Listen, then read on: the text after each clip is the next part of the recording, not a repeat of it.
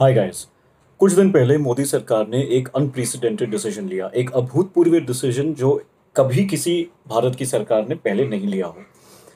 59 Chinese apps को ban करना एक ऐसा निर्णय था जिसकी कई सारे देशों के लीडर्स ने सराहना की। 59 चाइनीज ऐप्स को बैन करना एक ऐसा निर्णय था जिसकी सराहना कई सारे देशों ने जो चाइना की बदमाशियों से बहुत परेशान हैं, जैसे कि वियतनाम हो गया, कंबोडिया हो गया, फिलीपींस हो गया, जापान हो गया। इन सारे देशों की जो जनता है उन्होंने भी भारत का उदाहरण देते हुए अपनी अपनी सरकार से ऐसे एक निर्णय की मांग की है।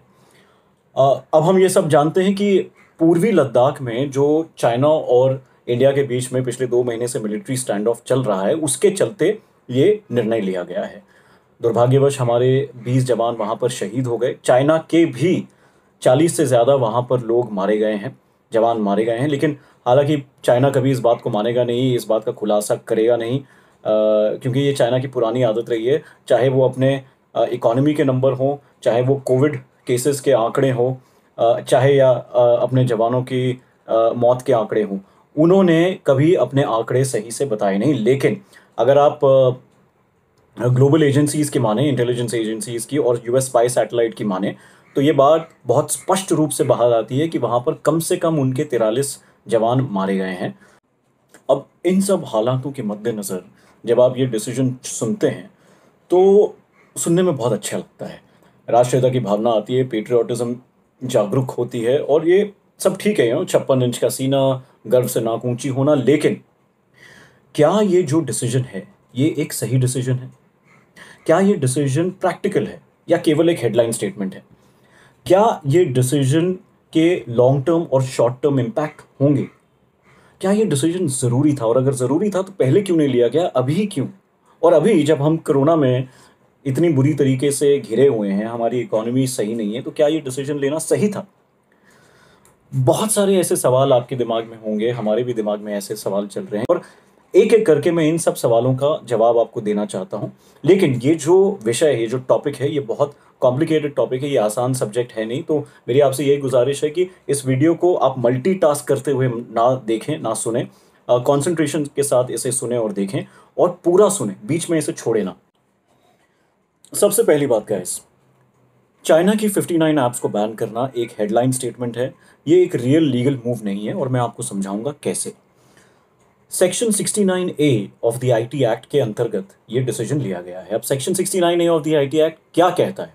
अगर आसान शब्दों में और कम शब्दों में आपको मैं समझाऊं तो ये कहता है कि भारत की संप्रभुता यानी द सॉवरेनिटी ऑफ इंडिया और भारत की राष्ट्रीय सुरक्षा यानी the national security of India, इन दो चीज़ों पर अगर कोई कंप्यूटर सोर्स, अगर कोई ऐप, कोई सॉफ्टवेयर, कोई इक्विपमेंट, कोई आईटी प्रोफेशनल बाधा डालते हैं, आंख डालते हैं, तो ये प्रावधान और अधिकार दिया गया है भारत सरकार को कि वो जो चाहे ठीक वो करें।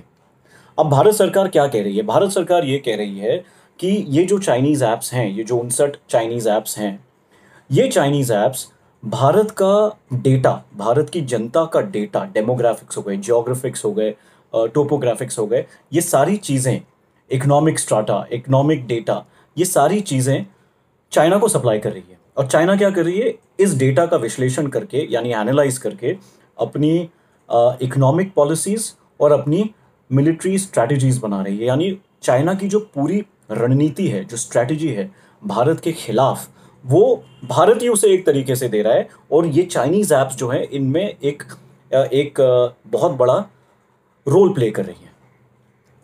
यार ये सुन के तो कोई भी भयभीत हो जाएगा, कोई भी घबरा जाएगा। तो अभी क्यों किया? अभी इसे बैन क्यों किया? आप क्या सरहद पे हमारे 20 जवानों के शहीद होने का वेट कर रहे थे? चाइना के अंदर घुस जाने का वेट कर रहे थे?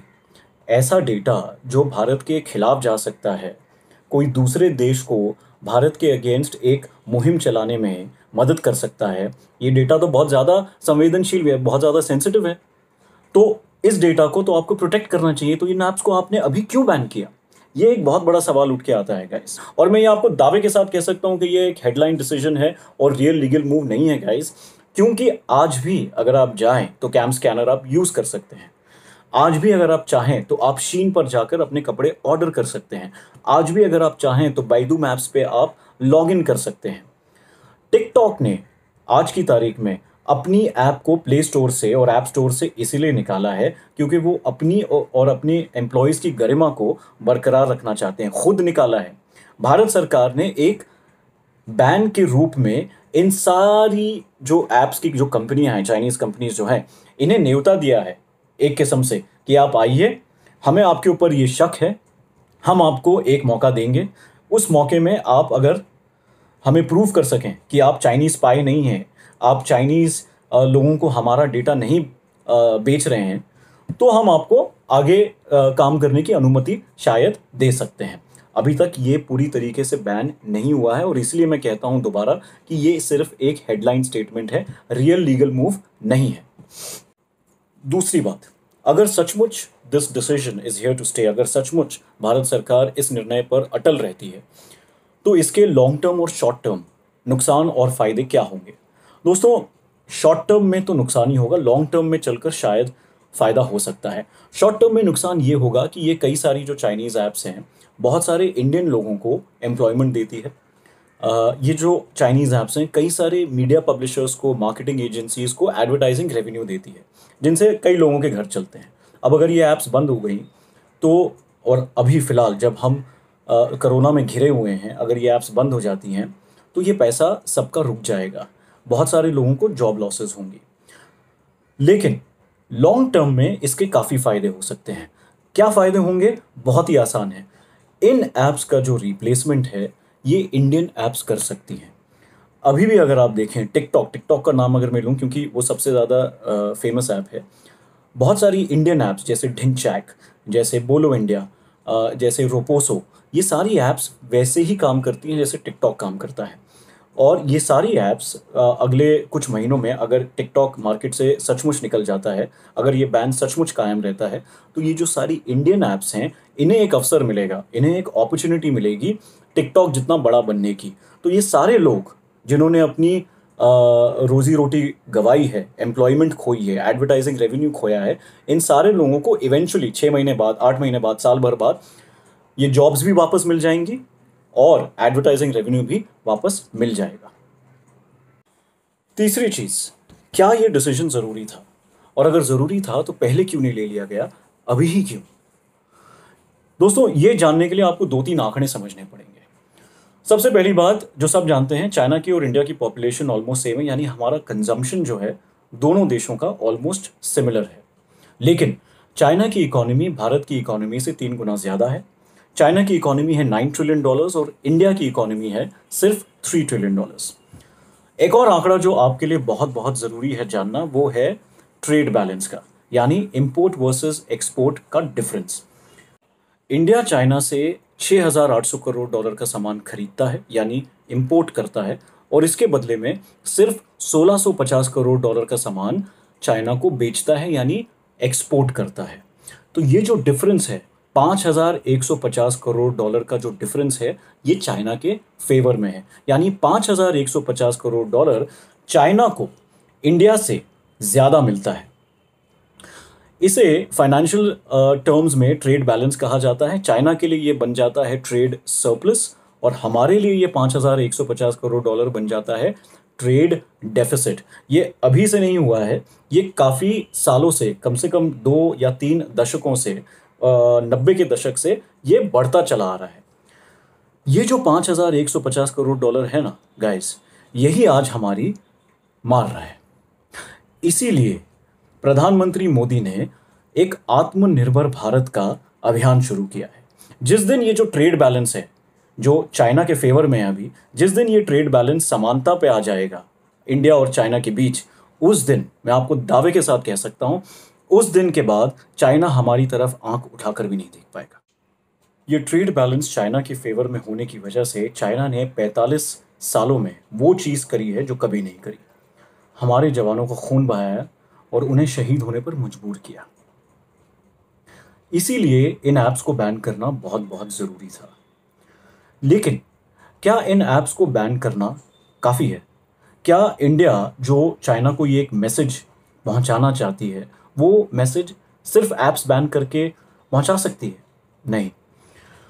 ऐप्स कोर इंडस्ट्रीज़ नहीं है। कोर इंडस्ट्रीज़ यानी जो देश को एक्चुअली चलाती हैं, जो देश के लिए बहुत सारा पैसा कमाती हैं और देश में बहुत सारे लोगों को एम्प्लॉयमेंट देती हैं, यानी कि एनर्जी सेक्टर हो गया, टेक्नोलॉजी सेक्टर हो गया, टेलीकॉम हो गया, इंफ्रास्ट्रक्चर डेवलपमेंट हो गया, फार्मास्यूटिकल्स हो गए। ये बहुत सारे लोगों को एक साथ एम्प्लॉयमेंट देती हैं और किसी भी देश के जीडीपी में इनका योगदान बहुत बड़ा होता है, ना कि ऐप्स का।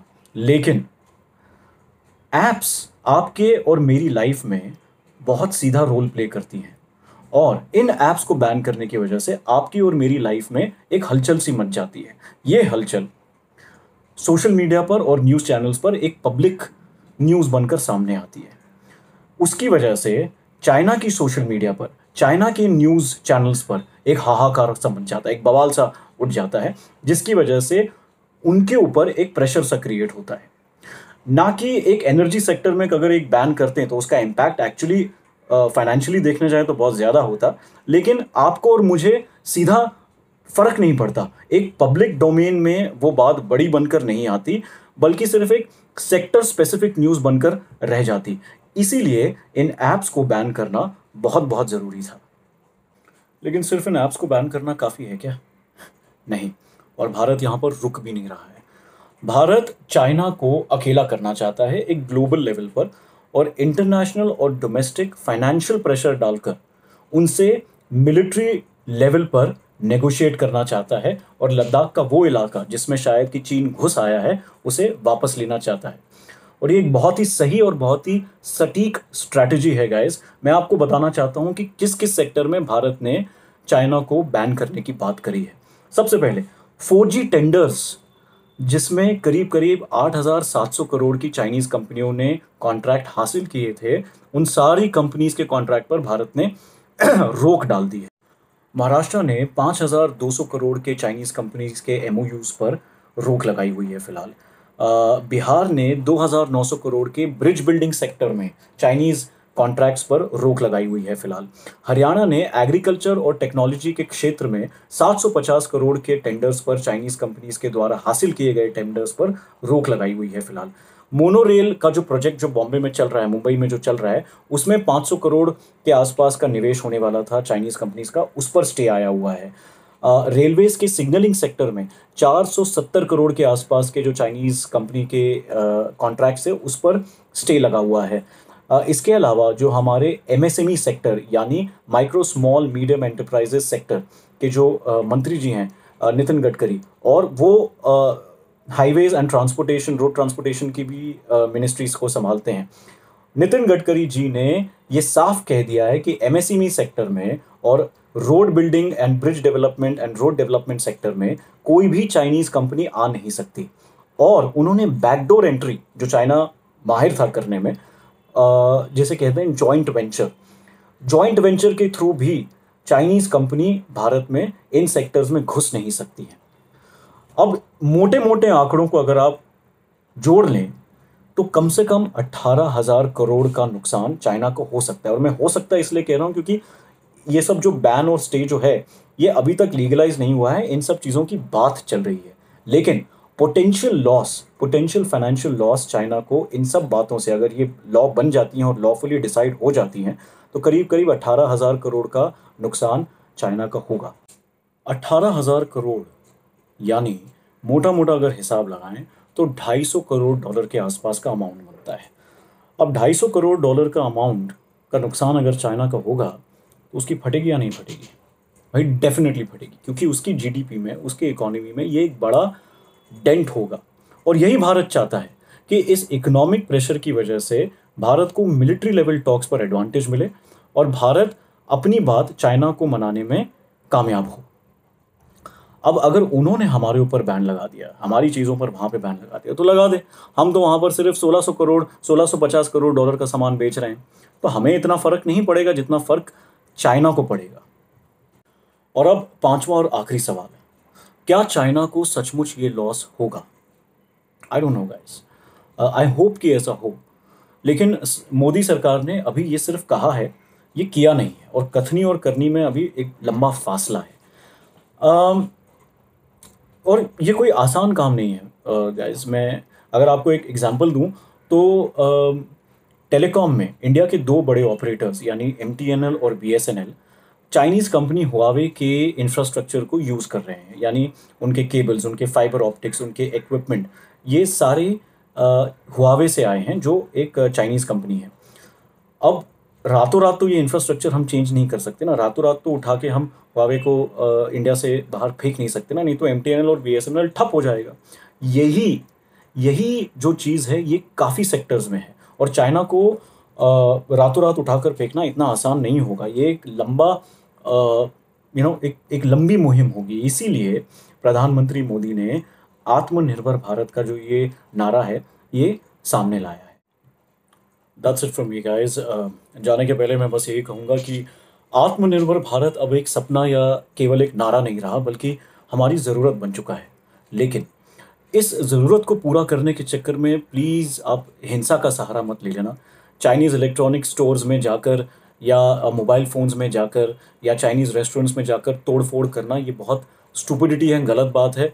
ये सारी जो दुकानें हैं, ये सारे जो रेस्टोरेंट्स हैं, ये आपके अपने भाई-बहनों के हैं, ये इंडियंस के हैं। इनमें जो भी सामान रखा है उसका पैसा चाइना को ऑलरेडी मिल चुका है, इसलिए अब ये सामान इंडिया का है, आपका और मेरा है, और इसमें जो भी आप नुकसान करेंगे ये सीधा आप अपने देश का नुकसान करेंगे। और दूसरी बात, बहुत अहम बात, कि हमारे नॉर्थ ईस्ट के जो भाई बहन हैं उन्हें चाइना वाला समझ के कहीं रास्ते पे पकड़ के सुनसान गलियों में कहीं उन्हें तोड़ने फोड़ने मत लगना यार, प्लीज़ उन्हें मारने मत लगना, ये बहुत गलत होगा, बहुत दुखद होगा।